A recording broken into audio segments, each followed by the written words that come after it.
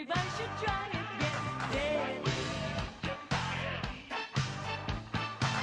Get out. Don't buy it. Everybody's gonna buy it.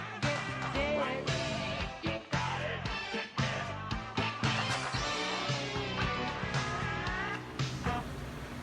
Hello guys, it is Hobbs here, coming back to you on Wild Eye Wednesday, where we take a film that Wild Eye sends us and we review it.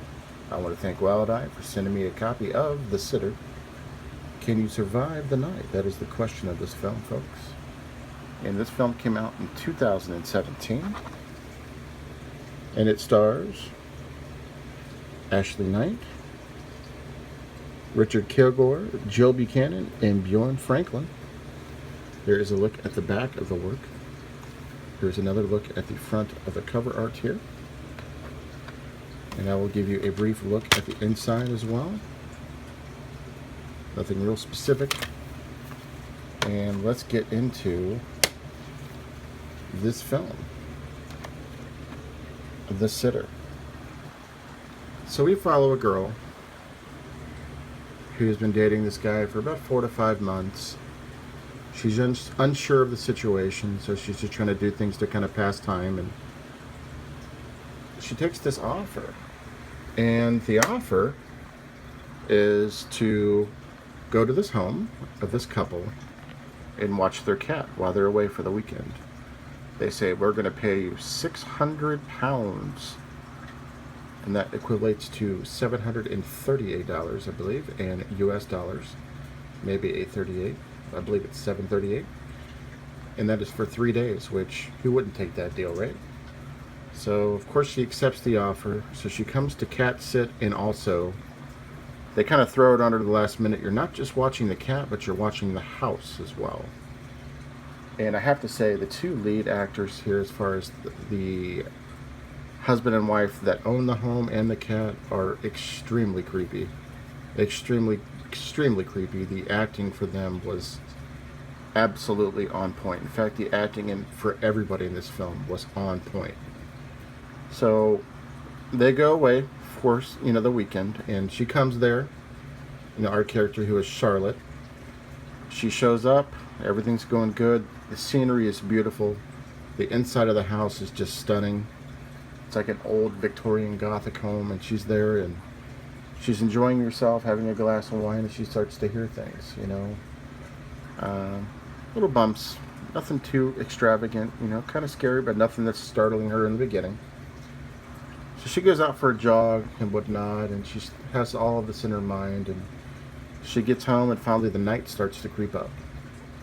Well, she goes to bed for the first night, and she starts to have these dreams of this figure that's inside the house with her. And it's kind of like almost like a sexual dream, almost as if the figure was trying to come onto her, as if it would be like some type of a demon, if you will. And it's extremely creepy. The effects were on point. Slight CGI, but the effects were on point. And she wakes up and startles out of the dream.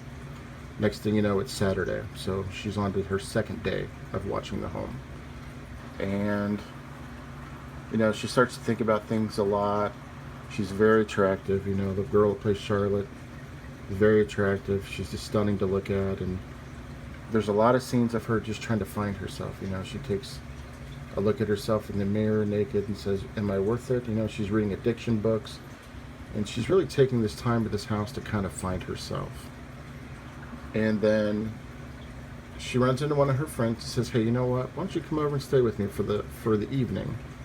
And we can hang out, against the wishes of the couple at the house that she's sitting, and have a few drinks and relax a little bit, because I'm getting kind of freaked out. She feels like somebody's watching her and whatnot, and she doesn't know what it is.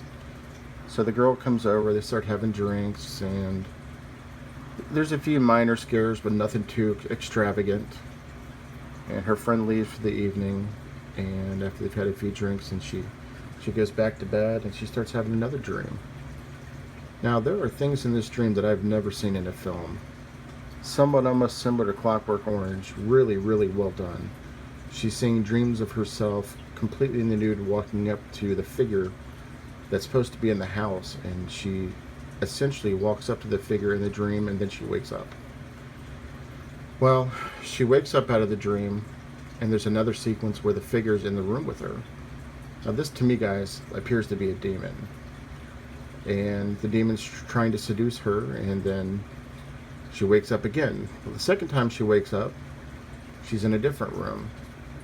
And of course, she's all dressed up in lingerie and stuff, and she walks up to the demon and seduces the demon. Next thing you know, they're in bed again. And she wakes up, and the demon's on top of her, and then she hallucinates again and freaks out. So now she's really starting to see things, and what is this creature in my dreams? What is this that's trying to seduce me, or that I'm trying to seduce, having all these sexual undertones throughout the entire film? You know, what is going on here? And, you know, day 3 hits, which is Sunday, going into the later part of the day, and, you know, she's starting to realize, I need to get out of here. The house is creeping me out. I don't know what's happening. And her boyfriend ends up showing up as well towards the second half of the Sunday. He's like, I just wanted to check on you and see how you're doing. Well, of course, she opens up to him, and they start to become closer. Well, when that happens, all hell breaks loose in the house. And there happens to be some neighbors that are there, and the neighbors are trying to warn them, hey, the people that run this house are Satanists. You got to get out of the house. You got to get out of the house. But they're being very aggressive. And she's trying to figure out what is going on here. These people are awesome. They weren't mean to me at all. So the whole plot of the second half of that Sunday, she's trying to figure out, are these people trying to attack me and kill me inside of this house, or is it the couple that's renting me, that I'm actually going to be staying at for those 3 days to watch the house, that's giving me that money? What do I do? Do I leave? Do I stay? What do I do? And then a huge twist happens in the film. I can't go into details about it, but this film is one you've got to check out. It's on point. The gore is on point. The acting is on point. The storyline is great. I can't recommend this one enough. And it definitely, if I would have seen this in the theater, or maybe if a casual fan would have seen this movie in the theater, they would have been scared shitless. I mean, that's just completely honest. They would have been scared, because this movie is creepy. I definitely suggest watching it in a dark room, a dark atmosphere. It just adds to the feel of the film. The jump scares were on point as well. There wasn't too many, and when there was a jump scare, it was right at the right timing. And there's definitely a twist towards the end of the film. I don't want to go into too much details, but go check out The Sitter. It is a Wild Eye releasing film. I want to thank Wild Eye again for sending this to me. This film is fantastic. I highly recommend this one. Go check out the other reviewers. I'm going to put their links in the description that are reviewing Wild Eye titles that are part of the horror community. Go check out The Sitter if you can rent it or buy it. It's definitely well worth the price of admission. I would put this up against movies that have a really high budget and take this movie over them. That's how much I was impressed with this film. And anyways, I hope you guys are doing well, and don't forget to check out the Wild Eye releasings at their website at Wild Eye Releasing. And I'll catch up with you later. Again, this is Hobbs. Go check out and support indie films. Peace. I was working in the lab late one night when my eyes beheld an eerie sight. For my monster from its slab began to rise, and suddenly, to my surprise, he did the monster mash. It was a graveyard smash. It caught on in a flash. He did the monster mash.